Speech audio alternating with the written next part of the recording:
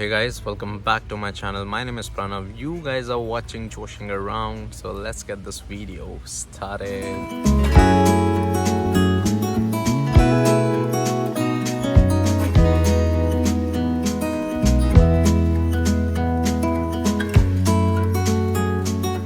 तो भाई hottest day of Ireland चल रहा है, फिर से वो हीट वीएफसी आ रखी है। बहुत ज़्यादा गर्मी है, इतनी ज़्यादा गर्मी है कि हाफ स्लीव्स पहनने के बाद में ऐसी गर्म गर्म हवा लग रही है। मतलब ऐसा लग रहा है धूप के सामने अगर मैं चला जाऊँ तो धूप मुझे कच्चा चबा जाएगी। इसलिए कहीं छाव में फिट्जरैल्ड पार्क के किसी पेड़ के नीचे बैठ के ये वीडियो बना रहा हूं। अगर आप आयरलैंड आ रहे हो और अगर आपको भी खुश हो कि यार सारी चीज़ें अच्छी जाएंगी, आयरलैंड आना ज़बरदस्त है, मज़ेदार है, लेकिन कुछ कुछ ऐसी ड्रॉबैक्स हैं आयरलैंड के जो बिल्कुल अच्छे नहीं लगते मुझे। और मुझे ऐसा लगता है कि यार अगर ये मुझे पहले से पता होता ना तो मैं शायद आयरलैंड नहीं आता। अब आई नो सुहाना मौसम है और खबरें थोड़ी पुरानी और बेकार सी हैं, लेकिन वीडियो बनाना तो बनता है क्योंकि आप लोग अभी आ रहे हो यहाँ पे पढ़ने। So let's not waste our time and begin with what all are the dark side of Ireland। तो भाई जो सबसे पहला ड्रॉबैक मुझे आयरलैंड का लगता है, जो मैं बहुत ज़्यादा फ्रस्ट्रेटेड हूँ इस ड्रॉबैक से, वो है यहाँ का मेडिकल सिस्टम। अगर आप आयरलैंड आ रहे हो तो आप बीमार नहीं पड़ सकते, ये बात आप मेरी लिख के ले लो। पूरी फिट हेल्थ में आना है और यहाँ पे अच्छे से अच्छे अपनी हेल्थ को मेंटेन करके रखना है, क्योंकि यहाँ का मेडिकल सिस्टम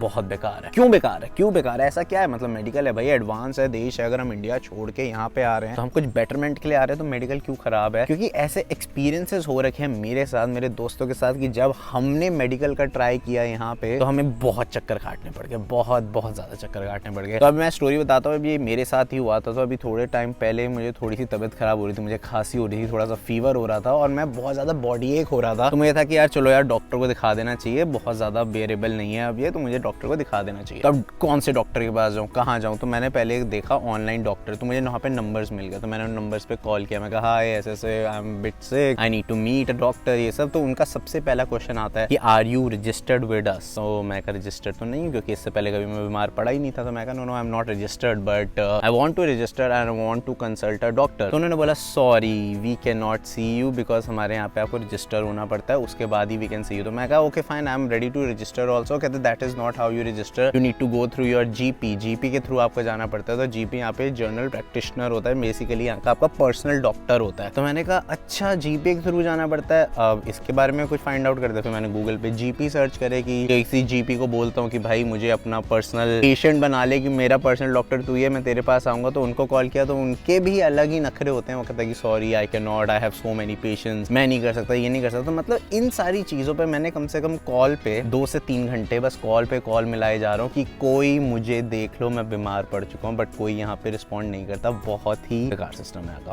फिर जाके मुझे किसी एक फ्रेंड ने बोला कि वहाँ पे ना एक ऑनलाइन डॉक्टर्स ऐसे भी होता है कि एकदम से मतलब you can go walk in, तो वॉक इन कर ले। मैं कहा हाँ यार मुझे वॉक इन की भी दिक्कत नहीं है, let me go and do the walk in. तो मैं वॉकिंग के उसमें गया, तो मैंने यहाँ पे डॉक्टर 365 करके एक है, ठीक है। तो डॉक्टर 365 पे मैंने उनको कॉन्टैक्ट किया, मैं कहा ऐसे है, I want to come in for a checkup. तो उसने बोला हाँ ठीक है आप आ जाइए। अब सोचो वहाँ आ जाइए, तो इतनी धूप में मैं अपना चला के कम से कम 20 मिनट्स की वॉक करके वहाँ पे गया। मैं अंदर पहुंचा तो वहाँ पे मैंने पूछा कि व्हाट आर योर सिम्टम्स? तो मैं कहा थोड़ी सी ब्रेथलेस हो रहा हूँ मैं, ठीक है, थोड़ी सी खांसी वासी है और थोड़ा सा फीवर है, बट मैंने कोविड टेस्ट कर लिया है तो आई एम नेगेटिव, ठीक है, तो मुझे कोविड नहीं है। तो उसने कहा नहीं, अगर आपके पास ये सारे सिम्टम्स है तो आपको डॉक्टर इन पर्सन नहीं मिल सकता। और मेरा माइंड ऐसा हो गया कि मतलब भाई मैं 20 मिनट वॉक करके इतनी बीमारी में तुम्हारे पास चल के आया हूँ और वहाँ पे आके भी वॉक इन, तुमने लिखा हुआ है वॉक इन अलाउड, और वहाँ पे भी लिखा हुआ है कि तुम नहीं आ सकते। कहता है आपने वेबसाइट पे भी पढ़ा होगा, यहाँ पे लिखा भी हुआ है। मैं कहा या I know but what should I do right now? तो उन्होंने बोला कि आप ऑनलाइन कंसल्टेंसी कर लीजिए। मैं कहा ऑनलाइन कंसल्टेंसी का क्या मतलब है? कहता है कि आप फोन करो डॉक्टर को, तो हम आपको यहाँ से रजिस्टर करा देते हैं, आप फोन करो, फोन पे आप पूछ लो डॉक्टर से क्या करना है, वीडियो कॉल करनी है आप वीडियो कॉल करो, लेकिन डॉक्टर आपसे पर्सनली नहीं मिलेगा। मैं बहुत फ्रस्ट्रेट हो गया था, मैं कहा यार क्या दिक्कत है? मतलब अगर कल को मैं बीमार हूँ, कुछ है मुझे, तो मैं क्या करूँ? मतलब मैं 2 से 3 मतलब इस टाइम तक मेरे पास 4 घंटे हो गए थे, 4 घंटे तक मुझे किसी ने भी कुछ नहीं देखा था। मैं कहा ओके फाइन, मुझे कराओ, क्या करना है? तो कहते ठीक है यू नीड टू पे। तो अगर आप ऐसे चेक इन्स में जाते हो, जैसे डॉक्टर 365 मैंने खुद पर्सनली जाके देखा हुआ है, तो उनका रेट होता है, फिक्स रेट होता है 40 यूरो फॉर द कंसल्टेंसी फी। अब 40 यूरो उस टाइम पे जा रहे थे मेरे, और मेरे दिमाग में ये था कि 40 यूरो चल ठीक है पैसे जा रहे हैं कोई नहीं, लेकिन डॉक्टर मुझे पर्सनली नहीं मिल रहा। तो मैंने 40 यूरो वहाँ पे पे करे। उसके बाद मैंने बोला अब क्या सीन है? कहता doctor will call you after half an hour, अब आधा घंटा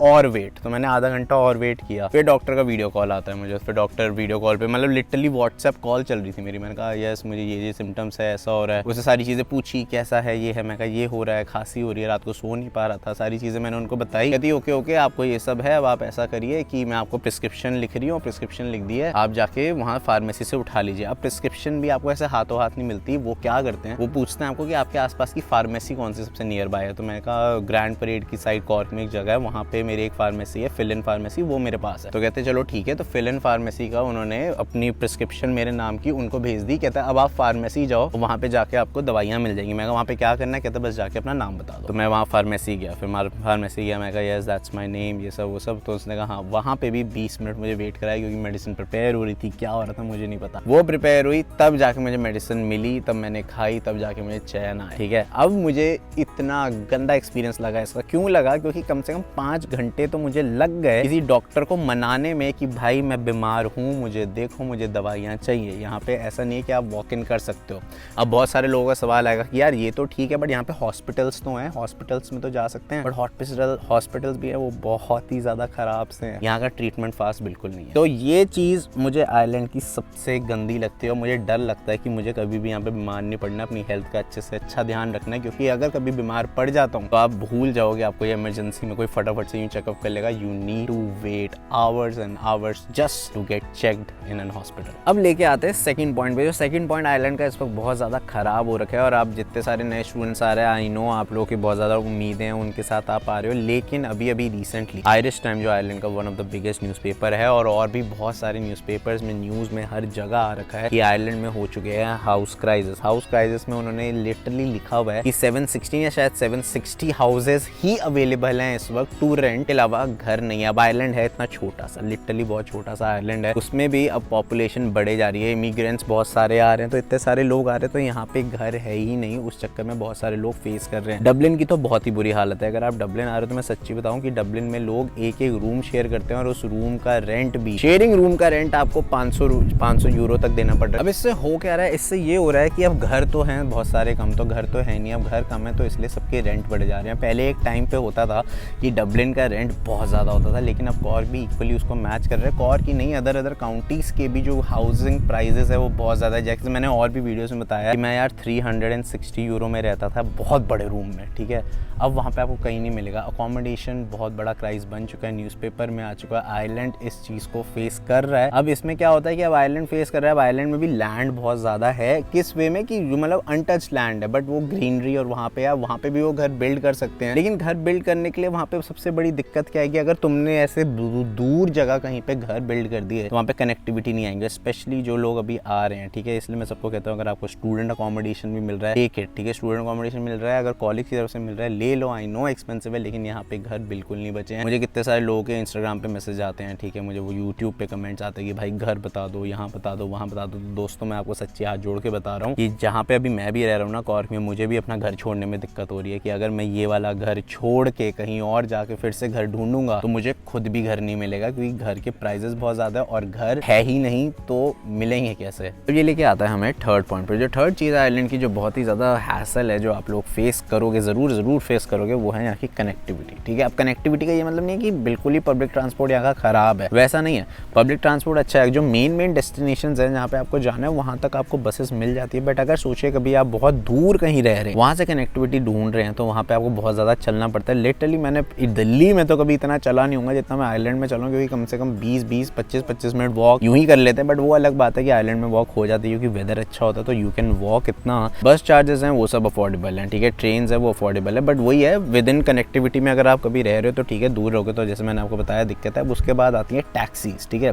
टैक्सी में यहाँ पे फ्री नाउ है, अब बोल्ट आया है। फ्री नाउ जो है यहाँ की वही सबसे मेन ज़्यादा टैक्सी है। फ्री नाउ के चार्जेस बहुत ज़्यादा है। सोचो अगर आप टैक्सी में बैठते ही आपके 2 यूरो लगेंगे अगर आप कैब के थ्रू बुक कराते हो। उसके बाद कहीं पे भी आप जाओगे हर थोड़े टाइम में बढ़ता रहेगा। तो अगर आप मिनिमम से मिनिमम जगह भी जाओगे, कैब हो गए, कभी जैसे लेट हो गए, कभी सुबह उठ के नहीं पहुंच पाए टाइम पे, तो आप सोचोगे क्यों ना यार टैक्सी ले लेते हैं। तो टैक्सी लेने के भी आपके कम से कम चार्जेस कहीं ना कहीं 10 से 12 यूरो जाएंगे। अब 10 से 12 यूरो कभी कभार बंदा सोचता है 10 से 12 यूरो ही तो है, बट लेकिन कभी कभार यही छोटे छोटे खर्चे जो हैं वो बहुत ज़्यादा होते हैं। तो यहाँ की टैक्सी लिटरली बहुत ज़्यादा कॉस्टली है। तो अगर आप यहाँ पे आ रहे हो तो बी प्रिपेयर्ड कि आपको हर चीज़ के लिए टाइम के लिए जल्दी उठना पड़ेगा, अर्ली स्टार्ट करना पड़ेगा। गाड़ी अगर ले लोगे तो वो अलग बात है, बट गाड़ी लेने का भी एक डिसएडवांटेज बता दूं कि यहाँ के पेट्रोल प्राइसेस भी बहुत ज़्यादा बढ़ रहे हैं। यहाँ पे जो पेट्रोल यहाँ पे आता है वो 1.8 यूरो का पर लीटर या 1.9 यूरो का, तो जो इंडिया से भी बहुत ज़्यादा महंगा है। अगर इंडियन रुपीज़ में आप कन्वर्ट करिए तो 1.8 का 1 लीटर है, 1.9 का 1 लीटर है। डीजल और पेट्रोल दोनों का डिफरेंस बता रहा हूँ। तो गाड़ी मेंटेनेंस कॉस्ट भी यहाँ पे बहुत ज़्यादा है। अब उसके बार बार और जो एक एक्सपेंस मुझे बहुत ज़्यादा लगता है, जैसे इंडिया में क्या है, जोमेटो स्विगी है, तो खाना हम तो हम आराम से ऑर्डर कर सकते हैं क्योंकि वहाँ पे सस्ता सा होता है, क्योंकि कितना 80 रुपये में क्या नहीं मिल जाता वहाँ पे। लेकिन यहाँ पे जो एक डिलीवरू करके ऐप है, डिलीवरू के डिलीवरी चार्जेस भी कम से कम 3 से 4 यूरो। तो 3 से 4 यूरो तो आप सिर्फ डिलीवरी में दे रहे हो अपने खाने के ऊपर से। तो हम लोग क्या करते थे, खाना ऑर्डर करके खुद जाके ले आते थे। लेकिन अगर आप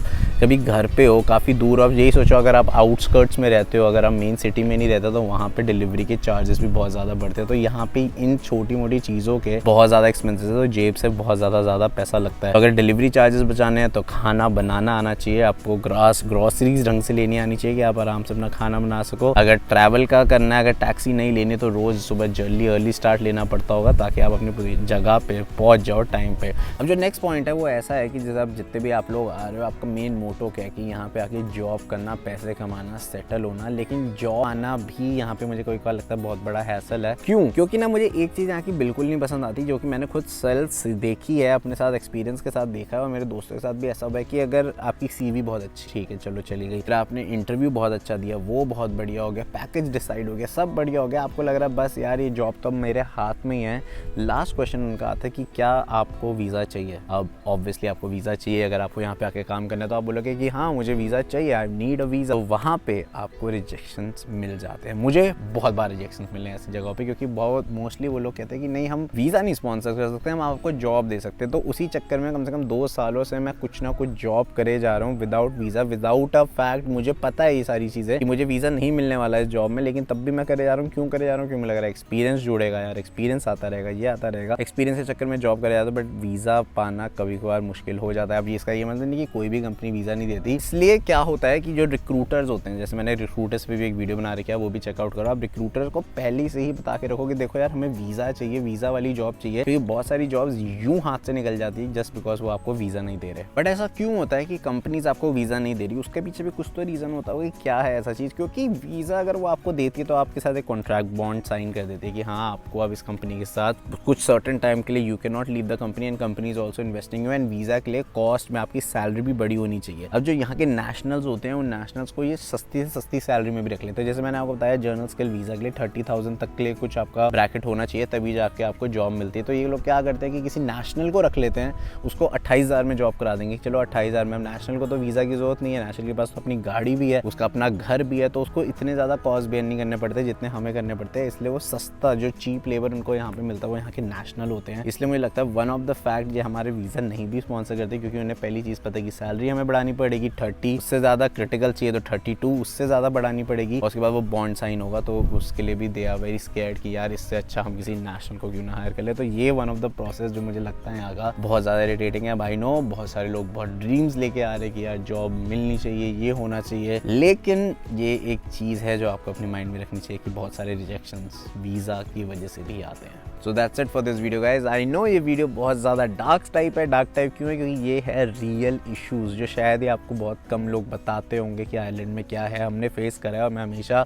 जो चीज़ें मेरे साथ नेचुरली रहती है मैं आप लोगों को बताता हूँ कि यार ये फेस करा है तो हाँ फेस है। जब इन्जॉय करा है तो अच्छे से इन्जॉय भी दिखाता हूँ, लेकिन जब फेस करा है तो वो भी आपको बताता हूँ। तो क्योंकि इसलिए बताना इंपॉर्टेंट है क्योंकि बहुत सारे न्यू स्टूडेंट्स अब आ रहे हैं, तो be prepared for all these things. So I hope you guys like this video. I know थोड़ी ख़राब सी थी, but do not forget to like, share, comment and subscribe. Till then, meet you guys in my next video. Peace out.